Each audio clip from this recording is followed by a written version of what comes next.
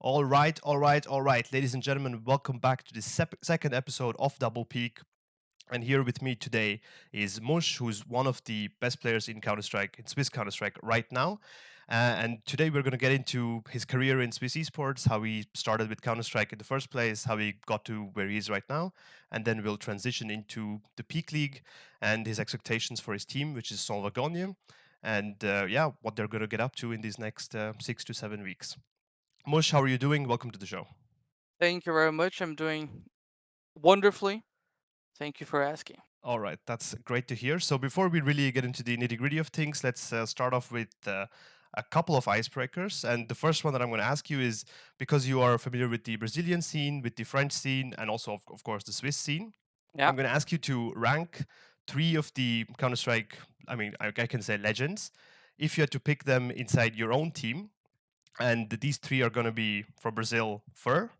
Also, Okay. the team is aggressive riflers. So Brazil Fur.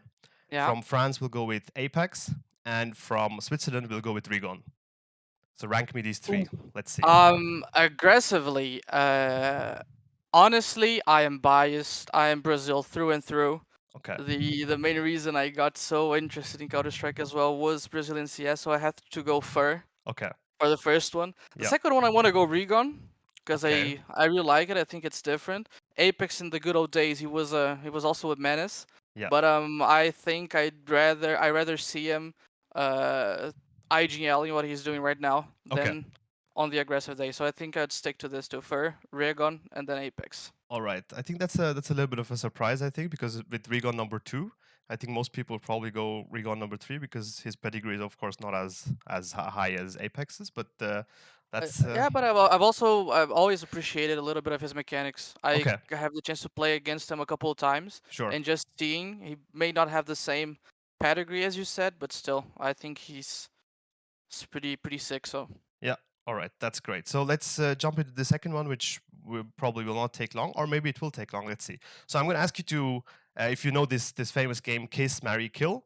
But I'm going to do Kiss, Marry, Kill across three Counter Strike maps, very classic yeah, ones, and we'll do Kiss, Marry, Kill for Mirage, yeah, Dust 2, and okay. Inferno. So I think I'll just say what I expect. So if Marry would be like, you're gonna pick this in like a grand final.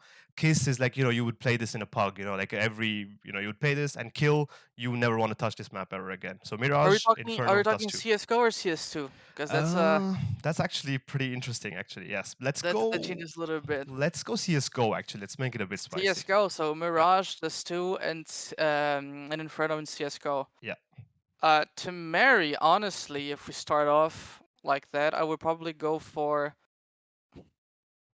I want to say Inferno. I was Okay. really a big fan of Inferno, especially in CS:GO. All right. The update kind of, I don't know, I lost interest in the map, especially towards Banana. I think there Yep. was way more depth into it when we were playing CS:GO, and now it's kind of just gone.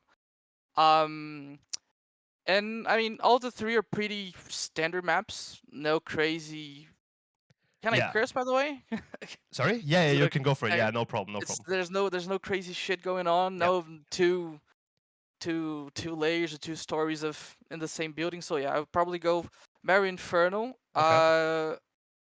And between Mirage and Dust 2, pretty much CS:GO's babies, right? Yeah. I would definitely kiss Dust 2 and kill Mirage. Oh wow. Okay. I prefer Mirage is kind of I don't know. I don't know if just because I got cracked so much during bugs that I Okay. kind of got tilted through you know. Yeah. I don't know. I was usually the connector guy playing, and for some time I was pretty good. Yeah. And then all of a sudden, everyone just became insanely good mechanically and was just getting Okay. one tapped and frustrated. So I was like, yeah, fuck that map. I'm not Okay. gonna play it anymore. So out of the three, although it's probably the most played map in the Yeah. Of course. of all time. Okay. But yeah, The Inferno pick is quite interesting, right? Because I mean, if you're pugging or if you're like an aim star, you're never gonna go for yeah, Inferno. So I think that's a little bit of a little bit peek into your philosophy on Counter Strike. I think. But with that out of the way, let's get started into this interview. And I'll yeah. just start with just asking you how you got into Counter Strike, like where you started, like maybe you heard it from a family member, or when did you start playing? Not even seriously, but just when did you even start touching Counter Strike? It's it's actually pretty. Um, Yeah, it's a pretty uncommon way. I had no connection to FPS whatsoever. Yeah. I used to play Call of Duty with some of my friends, like back in the old day, but it was never my thing. As I said, I was a really big fan of Minecraft, and was through Minecraft that I discovered Counter Strike because they had a Wow. mini Okay. game called Mine Strike, which was basically Counter Strike in Minecraft. So you had the same maps, the same guns, you had everything, Oh but it was wow. just playing in Minecraft. You know, it was actually really well made. And it was a friend of mine who said, it's actually based on a real game. I thought like it was its own thing, but apparently was inspired from another game, and was Counter Strike CS:GO back in 2016. So basically, yeah, I installed the game, started playing. I remember playing my first matchmakings, and I was told that you gotta be careful because if you dodge one, you're gonna be banned. And I was like, no, I gotta make sure I have time to play this. So yeah, and um and then from there on, I grinded through the years so much. It became, yeah, my religion is kind of too strong, but it was just like countless hours of just playing, you know. Okay. So Yeah. yeah, Yeah, I think that's. I mean, I think many people started with this casual Call of Duty a little bit, and then start getting to the serious side of FPS. But that's actually really interesting with Minecraft. I've never heard of that. But okay, so you were talking about 2016 starting, so that's yeah, actually great. It's kind of a segue into this discussion about Brazilian CS because, of yeah, course, that is the year that Brazilian CS kind of, or in CS:GO, of course, really broke out. yeah. They won the couple of majors. So were you already into esports at that time or not yet? I didn't know when I started playing. I didn't know sports was a thing. Like, I Okay. actually, let me rephrase that, because the first time I opened the game, I remember it was just after Luminosity won the Columbus Major. Oh wow. So Okay. they had on the homepage, they had the Brazilian flag holding. Yeah. It was almost like, I don't know, the perfect time. You know what I mean? I just started the game. I was moving away from Brazil to Switzerland, and all of a sudden the game, when I open it, it's just there. It is, and that's when I first knew that esports was kind of a thing. Okay. Um, and yeah, but basically from from there on, I just kept following Fallen and the gang Code Zero, FNX, and honestly, it was just was really glad to see those 2 years, 2016, 2017 for Brazilian CS, Of course. Yeah. especially because it was the golden era, right? Yeah. They're Nowadays, it's so just dominant. tragic. Nowadays, it's just tragic. So yeah. Yeah. All right. Okay. So let's talk about how you got into the Swiss side of esports. So what was your first tournament or like just foray into figuring out that there was like this community side to Swiss or to Switzerland? What was your first team? So talk to me about this transition into a team based or this league systems. Honestly, I didn't even know that we had esports in Switzerland, especially competitive games or tournaments regarding CS. I know it was a thing like globally, but not domestically. And I would just play like a couple of games, as I said, with Portuguese friends. My first couple of amateur teams were with players that were from Portugal. So that's where I kind of started, and I was just grinding Face It as well at the same time.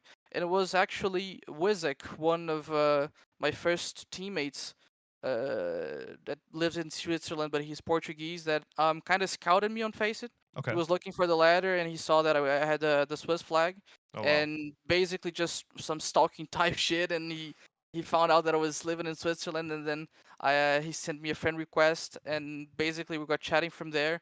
And it was actually him and his teammates that kind of uh, explained to me that there was competition, and you could actually yeah, play against the best in Switzerland at the time. Okay. So that got me stoked because I was like, okay, I just saw like Fallen and Co winning a major. Maybe that's a starting point or a stepping stone. Yeah. So yeah, I was pretty stoked. Okay. So what's the timeline here? Is this like 2017 or Uh, or is it earlier? 20, I think it was around 2017, 2018. I Okay. want to say 2017, but I'm not quite sure. Okay. Yeah. Yeah. That's fine. I Um, mean, just it to. was the first team Equinox, and was actually from, I think, the owner of the team at the time was Sandro. Okay. And I think now he owns or genetics, if I'm not mistaken. So he was a pretty nice guy as well to talk to. And yeah, Equinox was the first team with this. Well, my Portuguese today, now they're friends. Everyone's retired almost. I'm the only Yeah. one I mean, it's who's still been playing. 6 years, So 7 years. Yeah. yeah. All right. Yeah, that's great. So it sounds like you had a pretty good experience starting into Swiss Mhm. esports. Would that be correct to say? Absolutely. I think it was I wasn't foreseen, but I'm glad it happened. It happened in a smooth way as well. So, Okay. uh, So I mean, let me just ask you at that point: was the how was the vibe of those teams at the beginning? Was it more like, oh, we'll just play some officials, or were you like going to prac, or like did you have roles already set? Yeah, how was that? Was actually my first. I considered it my first actual team experience Okay. because we were practicing. They all worked at the time. Besides me, I was studying in school, and so we would just play and practice. I think it was at least 6 times a week, 5 to 6 times a Oh week, wow. Okay. during evenings. And they kind of explained to me that the motto in Switzerland was always around, yeah, it's competitive, but it's also kind of It's casual. a little bit Most casual. Yeah. players are talented and they don't put as much effort as others. So actually, our philosophy was trying to practice as much so we could actually show. We didn't have the best mechanical players at the time. Okay. I was kind of pretty good. Like if I'm being, not trying to be arrogant or whatsoever, but it was Wizek and I were kind of pretty the mechanical ones in the team, Okay. and we had Dance as well, who was an amazing opera. But generally we were more about trying to play as a team and practice as much as we could, just to show that even though there are better mechanical players than us in Switzerland, we can still put up a fight. Okay. So, and actually, it went on for about a year. We played together for a year and always practicing, and then we kind of disbanded on after I don't remember what tournament, but it was a pretty good run.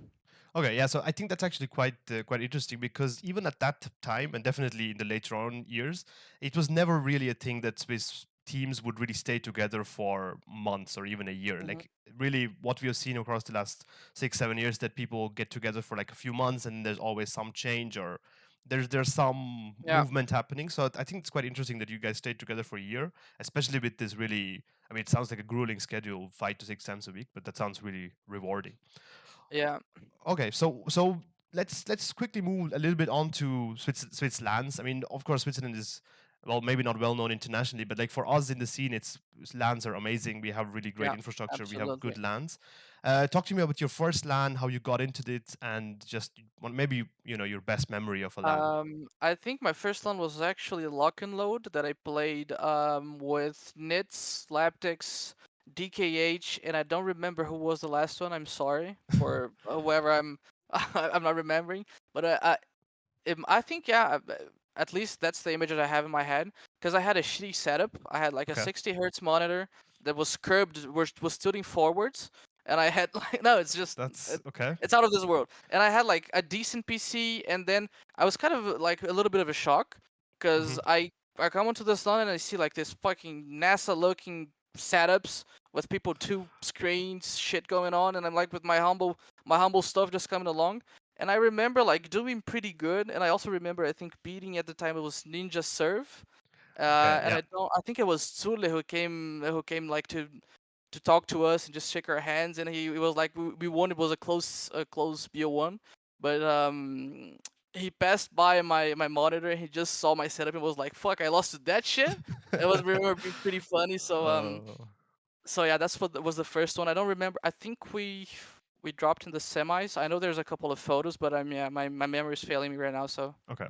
Yeah, yeah, it's all good. So, as a quick throwback to right now, the couple of players that you mentioned, Slaptix, he yeah, is actually in the Peak League. He's playing for Flying Hirsch, and yeah, Nitz is, I believe, also a stand-in for Flying Hirsch. So, a couple very of good. those players are still very active, and you can catch them in the Peak League.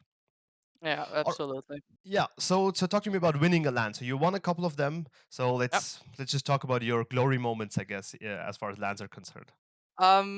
Yeah, it's always a nice like playing somewhere where you're physically sitting in next to your teammates. The vibe is completely different, right? And I've always been kind of an emotional player, and for me to be actually at the venue and just having my teammates who I can fist bump after rounds it's a good feeling. Yeah. And the first ones I remember getting clapped really consistently was like Mhm. 7th to 16th or whatever, and just it was pretty frustrating. But yeah, when I met Anton and we kind of got to talking stage, and we were finding players who could also play with us. The first LAN that I think was the second LAN we played together, was actually during COVID Hmm. and 2021, if I'm not mistaken, the Switzerland. So like there was way less people. Of Yeah. course, all the measures were And I remember also like paying more for the ticket than I actually earned from finishing first place. Oh But I wow. didn't Okay. give a fuck about the money. Like I was just there for yeah the competitive side, Of and course. it's just an amazing feeling.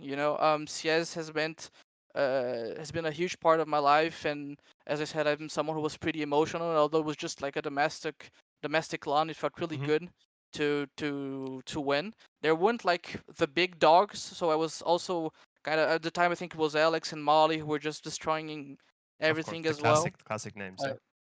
so yeah, I think the toughest opponents we had were My Insanity in the semis, and we beat them in a close series 2-1.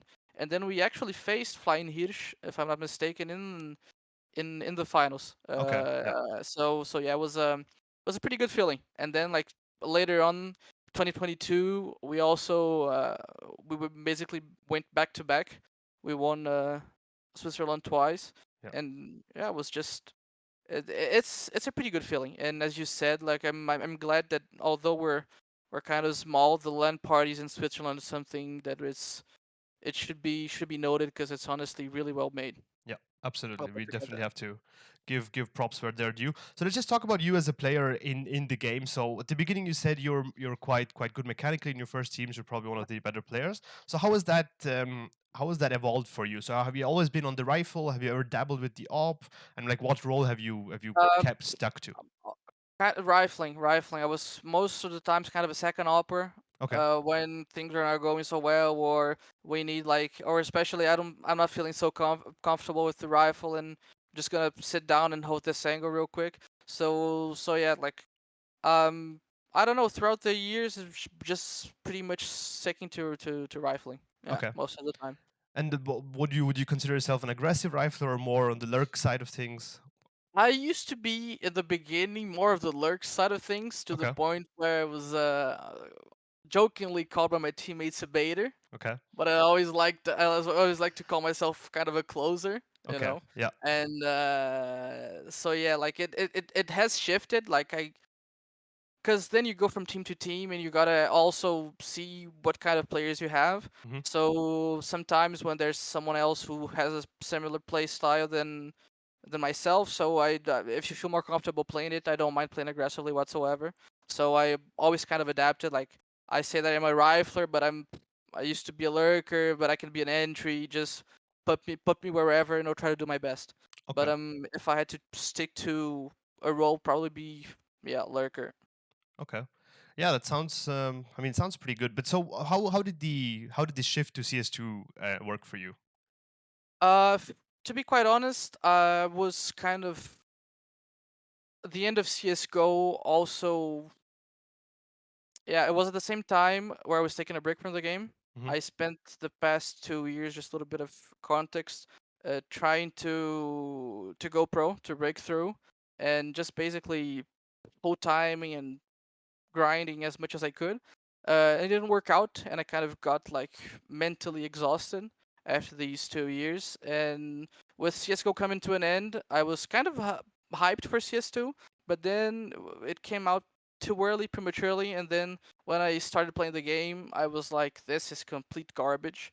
I don't feel like playing whatsoever." So I'm just gonna take a break, gonna take a step back, play some other games, focus on other aspects of my life, and who knows? And was also at the time no Swiss tournaments were being played, Hmm. Yeah. so I can just chill and come back for whenever the next split of Swisscom Hero League or qualifier starts.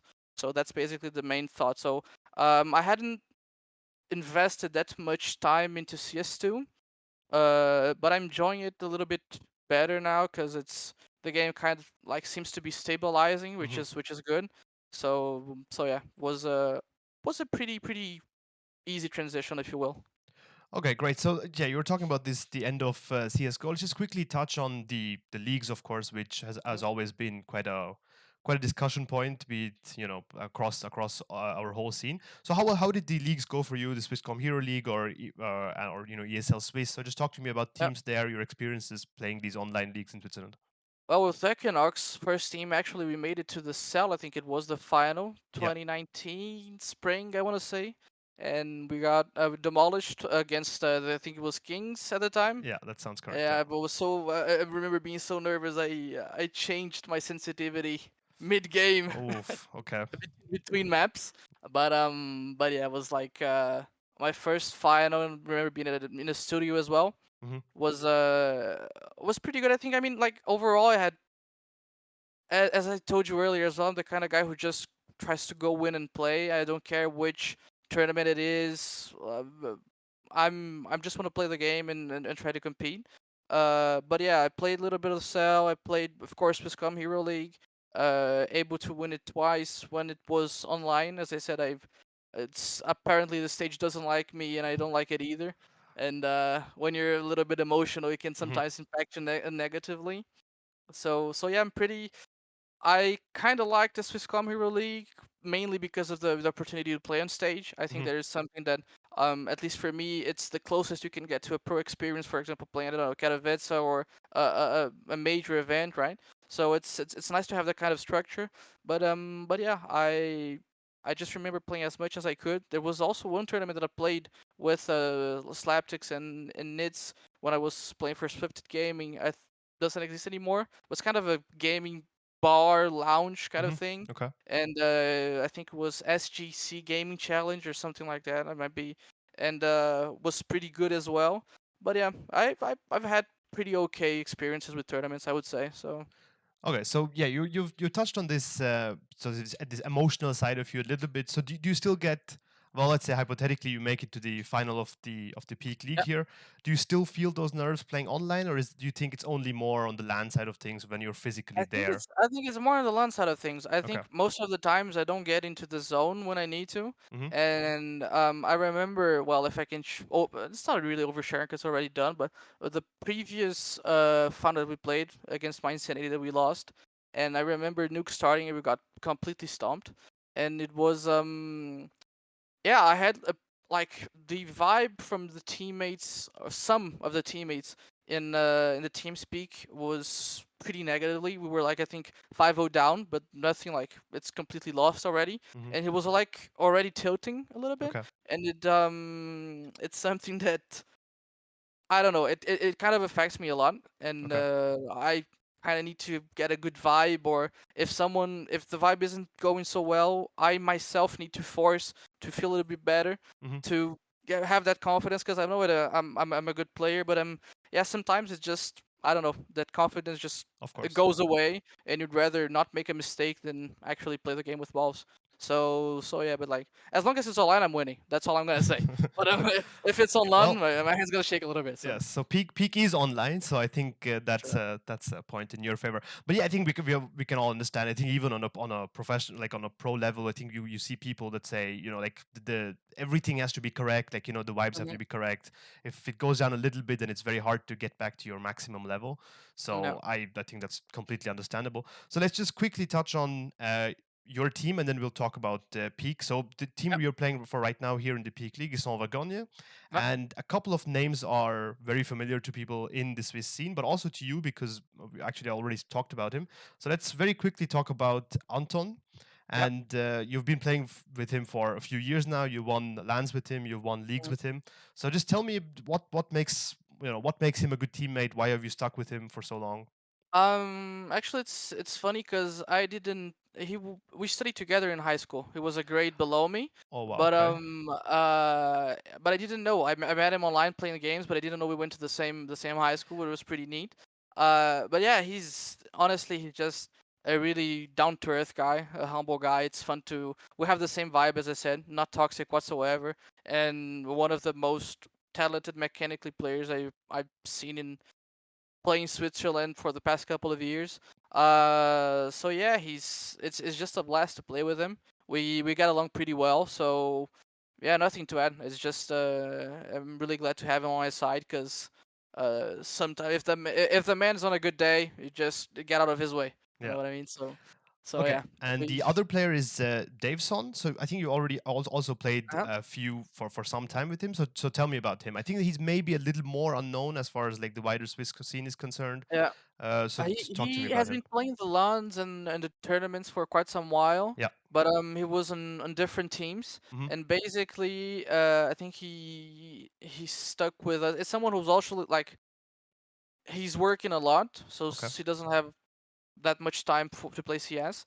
But yeah, I think it goes. It's always when we kind of wanted to have to make our own team, it was all about the mood within the team and make sure that everything like everyone has the same kind of vibe. And Daveson fits like a glove as well. He's a pretty chill guy. Nothing to add. He's also really good. He's one player that kind of has a similar play style to mine. So yeah.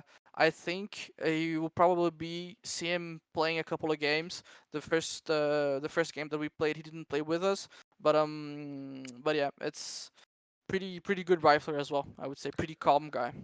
All right, that's great. So let's actually get to this league here by peak, and yeah, let's just talk about what your expectations are. I think if you're there was this graph by our social media team that was about the Elo rankings. So Yeah. you were ranked very highly as far as Faceit Elo is concerned.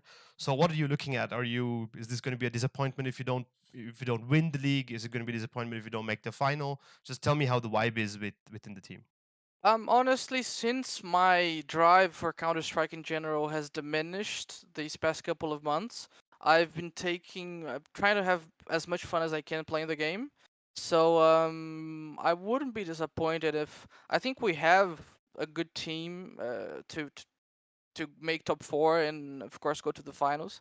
I believe in the talent within the team. But yeah, I don't know. Like the past cup that we had organized by Kriegi, we went out a little bit early, Hmm. and it was honestly I was just getting back into the game. Some other people as well. We didn't think too much of it, and we're just gonna play our best Counter Strike and hope everything goes well. So yeah, I'm looking forward to Peak. It's kind of I really like what I've seen so far. So yeah, it's still as I understand kind of a trial run. Yes. Yeah. So yeah, I don't. I'm just looking forward to it, playing the games and see where it goes. And yeah, just gotta be careful with the Swiss system because every win matters. Yeah. So especially if you want to make the top four, so we gotta play seriously when in a couple of games we actually meet our direct opponents or to make sure that we win, so we get kind of that edge to make sure that Of we're course. within the top four. Okay, so would I be correct in saying this more of a casual team? You guys are not, you're not stratting or pracking or anything like that. It's more you're just having a good Yeah, time, like doing the best you can. absolutely, we can take it like that. All right, so I think I've basically hit all the points I wanted to hit. If you have anything you want to say at the end of this interview, if you have anybody you want to shout out, please, the stage is yours. Shout out my teammates, but it's everyone knows I'm not gonna go name by name here. You know that you belong to Saint Vergogne, so yeah, we're gonna see each other. I hope this week. I don't know when this video goes off, but Yeah, I plan on us playing a couple of games, so we have the best chemistry possible. But yeah, no, I just would like to address the final thing towards the league that I think wasn't really it's the take on imports. I hmm, don't know. It's just gonna be really brief, but I think it kind of brings a fresh air to a Swiss tournament. It kind of evens as well the playing field, hmm, and I would like to see how it unfolds. Because when you can't go picking imports left and right, and you kind of need to look within the country, or I don't know, with the German player that you played with who also attended the some lawns. When you gotta look a little bit more domestically, it can be interesting and see some new teams and why not to see some yeah some new people popping off. That's the hope. So yeah, that's all I have to say. all right. Yeah, definitely. I think we have to say that Peak is really an experiment at this stage. if you guys have not checked out, for anybody who's watching, there was a first episode with Icy, who is the admin and who's the founder of this league. So just go and check that out for more the foundations and sort of the philosophies of this league. We touched upon those points there. But yeah, thank you so much, Mush, for taking the time for this interview. I hope Thank you you for guys. inviting. I hope you guys have a successful tournament, a successful league in the next coming weeks, and we are Mm, very excited to see you guys play. thank you. All right, ladies and gentlemen, that is going to be it for the second episode. And I will catch you in the third episode with another special guest. Thank you for watching. Goodbye. Bye bye.